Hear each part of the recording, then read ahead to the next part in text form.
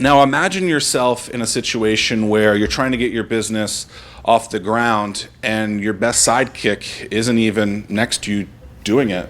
They're on tour of duty and you just don't know what to do, and then you have to move and they keep moving back and forth. There's something that not a lot of people talk about, and being the largest military base in the world, we have a lot of military families and a lot of military entrepreneurship. And so Lindsey's going to talk to us today about how she's gone through that and been in business for several years. So take it away. This thing's bigger than me. Good afternoon. You always wonder if people are going to say good afternoon, and then you're sitting there going, oh my gosh, they're going to go, you didn't say it loud enough, good afternoon, all obnoxious. Well, I'm not. So like Zach said, my name is Lindsey Germono, and I own an advertising agency in downtown Norfolk called Germono Advertising Company. I guess I'm here really to share my personal story, which is a little awkward because I don't know anybody in the room except for Bart back there. Hey, Bart. And we're supposed to kind of reveal some of those intimate parts of how our challenges have brought us to today. So I'm born and raised from Norfolk. I went to high school, undergrad, and graduate school all within like a 10-mile radius. And my father is Army, my stepdad is Navy.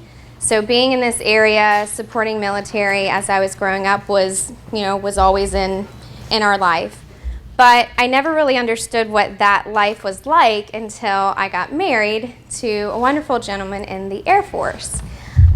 Being from here, I hung out with my friends, my family. I never really got into what the military life is all about, and I never really understood it.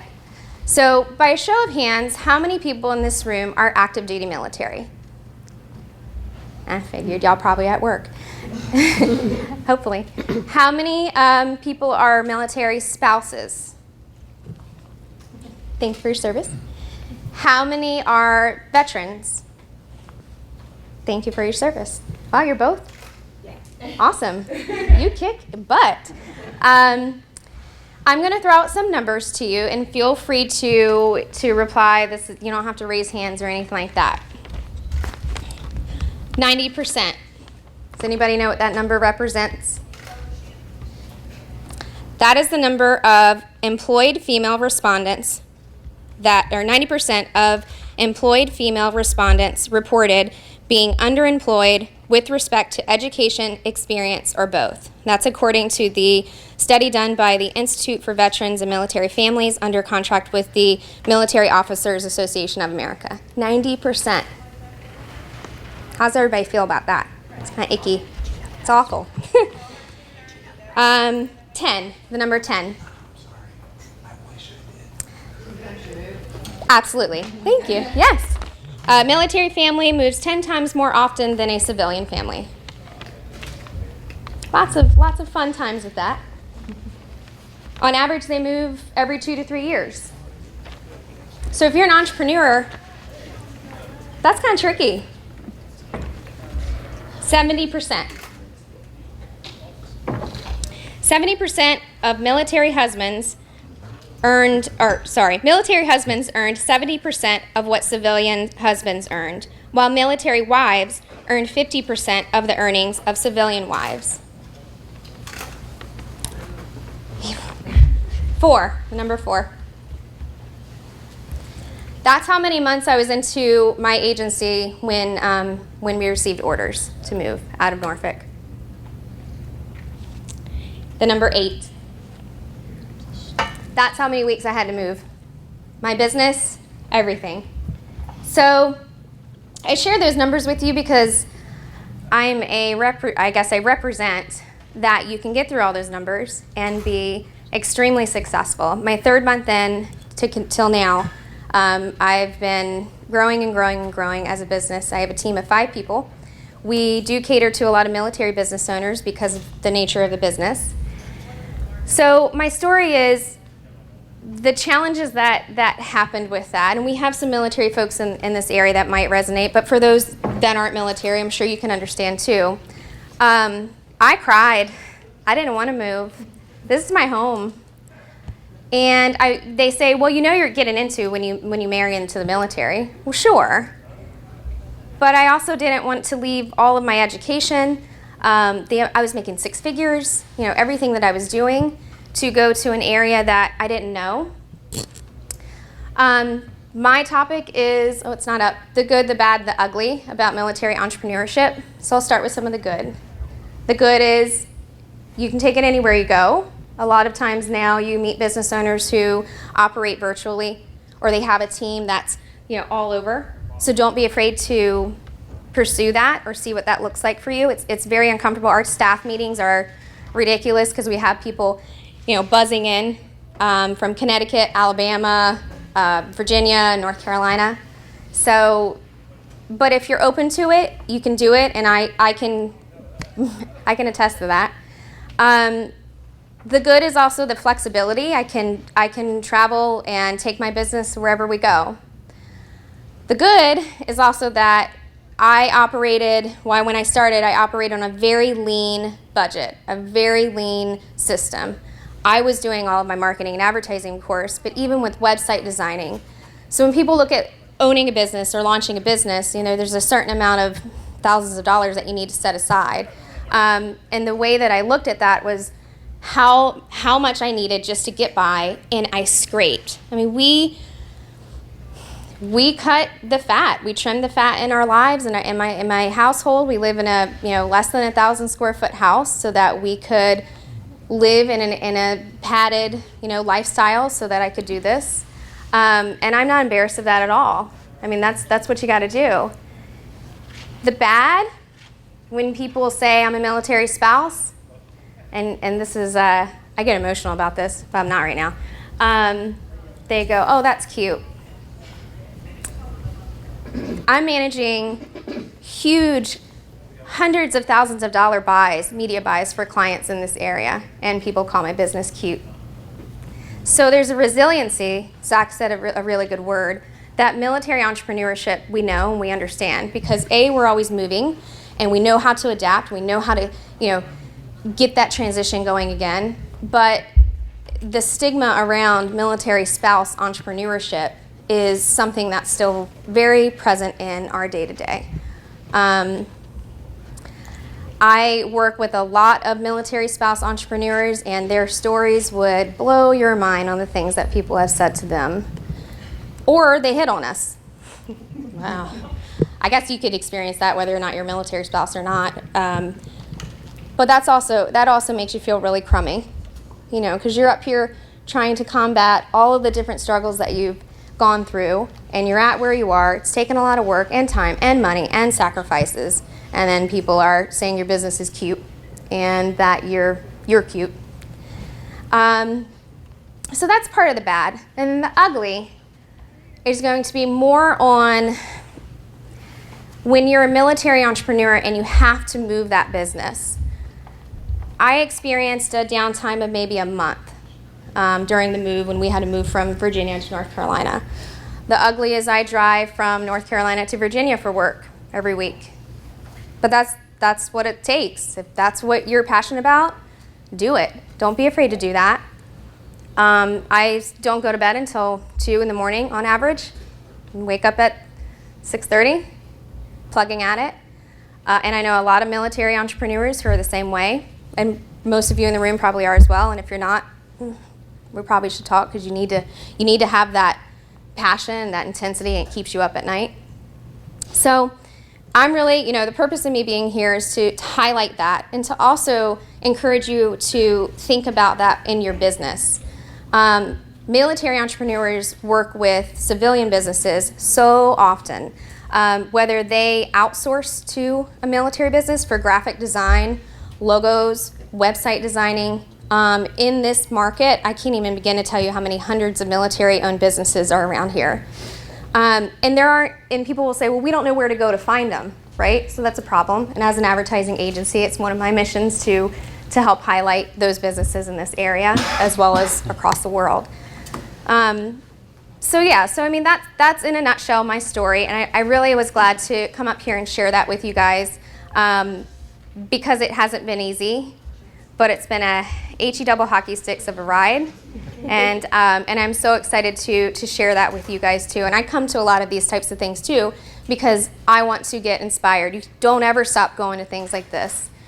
Another ugly part of military entrepreneurship is when people, and I think we talked a little bit about this in the room. I was talking to some people, but business is about who you know, right? Well, what if you just get stationed to an area and you don't know anybody there? All you know maybe is the family that transitioned you into that base. So it's really hard for a military entrepreneur to break that mold, get into the market, try and understand who they need to know. 2 years in, now they're getting orders to move again. Oh, it's so frustrating. So what I tell people who are in that position is get out there, get off base. You're not going to meet anybody on base that's going to help you. You have to get off, get into the Chamber of Commerce's, get into whatever those local organizations are, and just start promoting yourself. You're the only person that can do your own PR as well as possible. No one's ever going to be able to talk about your business as good as you or as well as you. You can hire people, you can pay people like me to do it, but they're not going to capture that essence. So so that's really it, and I'm sure I'm probably getting to the maybe 15-minute mark, but are there any questions for me about military entrepreneurship or anything in general? Wow. What keeps you going when things are tough? It's 2 a.m, you know you have to wake back up at 6. What's your why? What keeps you going when things are tough? So I firmly believe in finding a network that supports you, whether that's family, friends, or organizations. Sadly, I've disconnected friendships that were not supportive of me, or the haters, I guess they would say. So when I'm feeling down, which happens a lot in the cycle of business ownership, I have a really strong network of military entrepreneurs that I've connected with and made friends with, and I'll go, oh my gosh, I don't know how to get through. Okay, so like 3 times this year, my computer has like completely died on me. I don't have an IT department I can call down the hallway and go, hey Jim, can you come and fix my computer? I'm now stopping what I'm doing in my operations to work on that issue.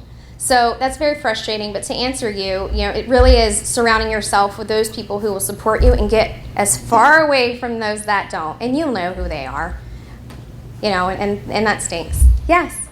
What's your biggest advice to women that want to start their own business? Do it, girl. Go on. My biggest advice would be to grow a thick skin early on. So I did a panel discussion sometime last year, and the people that were on the panel, there were maybe 4 or 5 of us, and I was so excited to be on the panel. I love talking to people. I love sharing my business. I love talking about advertising, marketing, and I just love talking in general. And I found out after that panel discussion that one of the panelists was emailing their team really negative things about me, like how I stole the show and all this other stuff. And it really, that really bothered me the most. But having a thick skin got me through that. I mean, look, you had the chance to speak too, so if you didn't want to run the show. Right, well, there's a percentage of that too, envy or jealousy. My husband said the other day, success breeds jealousy. But I'm like, that's a unique thing to say. So I would tell women who are interested in opening a business, especially military spouses, to do it. There's no other better time than now. Yeah, the economy isn't that great, but do it. Yes? So how do you balance it all? Family, work until 2:30 in the morning, how do you keep your attention? That's not. Somebody said to me the other day, wow, it look like business is booming and everything's going great. And I'm like, yeah, there's a lot you don't see. And that's not truth. And if you meet a business owner that tells you otherwise, I'd be concerned. Wine helps. No, I'm having, authentic conversations with people and venting and finding the strength sources that I need. My family is very supportive of me. My husband all he wants to do is see me happy, so I'm blessed in that way. I have a different type of day. My day looks a little different than most. But I think if you really love what you're doing, it's just your life. So, anything else? Where do you see the next 5 years? You would ask me that. Well, today I'm launching a podcast. The podcast is called Drop and Give Me 20, and it's showcasing military entrepreneurs. And so 20 minutes of the podcast, each episode is 20 minutes long, I interview a different military entrepreneur. So this is me formally announcing that to the public, actually. So, yeah, thank you. Yeah, we haven't even posted it on social media, so tweet. I guess if somebody's tweeting, there's that bomb. But the reason why I came to that is because I started hearing all these amazing stories from military entrepreneurs. This gentleman here was telling me about his journey, and I hope to talk to him and hear more about that. So the podcast is going to be another arm of the business to help support military entrepreneurship, as well as give people a platform for advertising and marketing, because podcasting is like all the rage now. So, yes. And just a slightly different note, we work with businesses all across Southampton Roads and my former life in North Carolina. Military spouses make the best employees. They are all wonderful, and so I used to fight that fight a lot when I was at the chamber, and that is, they are the best. If you can have a top flight spouse, a top flight employee for 3 years, then they are worth their weight in gold. And in this day and age, you're lucky if you keep somebody really good for 3 years. Just the fact that they're going to rotate doesn't mean anything. So I think we need to see more. I'd love to see some more encouragement. We need to be snapping up these folks as they transition in, because they bring just incredible skill sets with them. So I use a virtual assistant as my assistant, as an independent contractor. And even if you're a business owner that just needs an assistant, but maybe it doesn't look like a full-time thing for you, there are a plethora of military spouses that offer virtual assistant services. So accounting, you don't need to have somebody in your office 40 hours a week for that. Marketing and advertising, or whatever that looks like. But yeah, the problem with applying for a job when you're a military spouse, female or male, is when an employer looks at that resume and they see, oh, they've only been here for a year or two. What's all this juggling around? They'll just pass you over until the next person. As a hiring person, I get it. You probably don't want to spend the money on hiring somebody if they don't have what looks like a good track record. But they don't even get to that next step where they can explain, well, this is why. But a lot of businesses, thank goodness, are offering that kind of virtual work. So I know some military spouses have approach their employer and say, I'm moving, but I really want to keep doing what I'm doing. Can we figure out a way to do that? Which I think is amazing. Kudos to the employer. So, well, thank you guys for, listening to my story and letting me share that with you. Thank you, Zach.